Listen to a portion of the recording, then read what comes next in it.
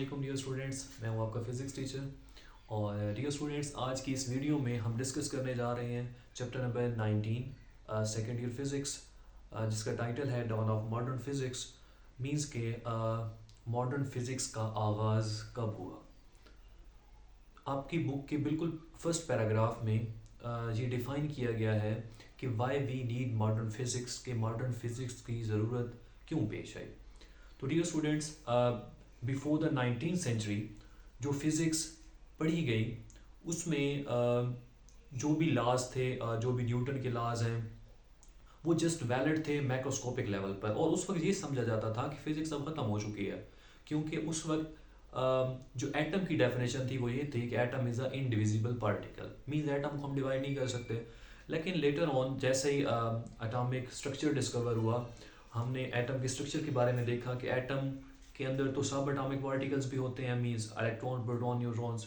तो जैसे ही हमें सब एटॉमिक पार्टिकल के बारे में पता चला, तो वहाँ पे जाके जो क्लासिकल फिजिक्स के लॉज थे वो वैलिड नहीं थे। तो उन चीज़ों को फिर ओवरकम करने के लिए हमारे पास मॉडर्न फिजिक्स आती है। तो डियर स्टूडेंट्स, हम चलते हैं अपनी नेक्स्ट स्लाइड की तरफ। वो हमारे पास है हिस्टोरिकल बैकग्राउंड। सबसे पहले हम देखेंगे failure of classical physics. In the early part of 19th century, many theoretical and experimental results remain unsolved. तो जो theoretical और experimental results थे, जो unsolved थे, उनको solve करने के लिए हमारे पास modern physics जो है आती है। The laws of classical physics were unable to explain the behavior of matter on atomic level.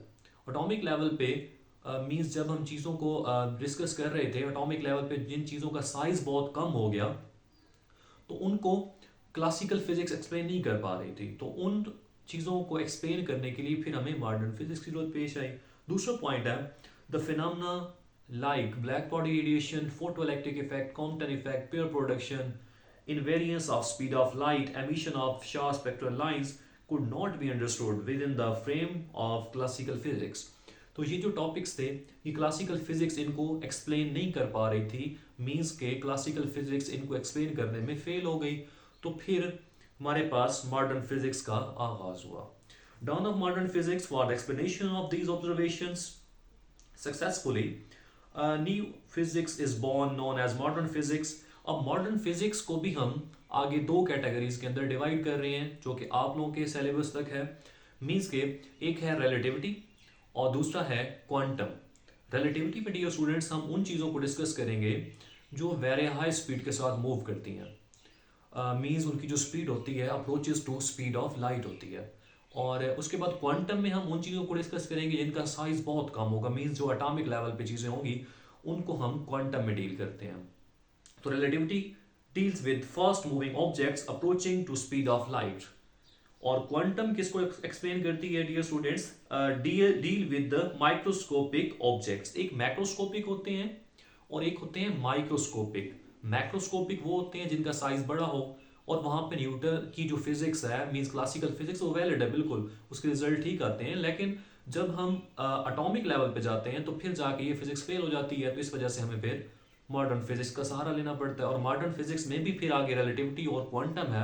Relativity में हम उन ऑब्जेक्ट्स को डील करेंगे जो वेरी हाई स्पीड के साथ मूव करते हैं, और क्वांटम में हम उन ऑब्जेक्ट्स को डिस्कस कर रहे होंगे जिनका साइज बहुत स्मॉल हो। तो नेक्स्ट स्लाइड में आप देख सकते हैं यहाँ पे कि फिजिक्स में क्लासिकल फिजिक्स और मॉडर्न फिजिक्स हैं। फिर क्लासिकल फिजिक्स मैक्रोस्कोपिक लेवल पर और मॉडर्न फिजिक्स माइक्रोस्कोपिक लेवल पर। तो बिल्कुल इससे क्लियर हो रहा है आपको कि फिजिक्स को फिर जो पहले हम फिजिक्स पढ़ रहे थे वो हमारे पास क्लासिकल फिजिक्स है, और उसके बाद वाली जो फिजिक्स है वो मॉडर्न फिजिक्स है। और क्लासिकल फिजिक्स मैक्रोस्कोपिक लेवल पर and modern physics on microscopic level. तो डियर स्टूडेंट्स, आज की इस वीडियो में हमने बिल्कुल इसका फर्स्ट लेक्चर देखा, जिसमें हमने फर्स्ट इस वीडियो के अंदर हमने कवर किया मोस्ट ऑफ द जो उसमें बिल्कुल स्टार्ट से जो फर्स्ट पैराग्राफ है उसको कवर करने की कोशिश की कि आपको एक कंसेप्ट आपका डेवलप हो सके कि हमें मॉडर्न फिजिक्स क्यों चाहिए थी, क्या वो वजूहात थी जिनकी बिना पर मॉडर्न फिजिक्स की ज़रूरत पेश आई। तो आज की इस वीडियो में इतना ही। इंशाल्लाह नेक्स्ट वीडियो में हम अपने नेक्स्ट टॉपिक को डिस्कस कर रहे होंगे। Thank you ji, Allah.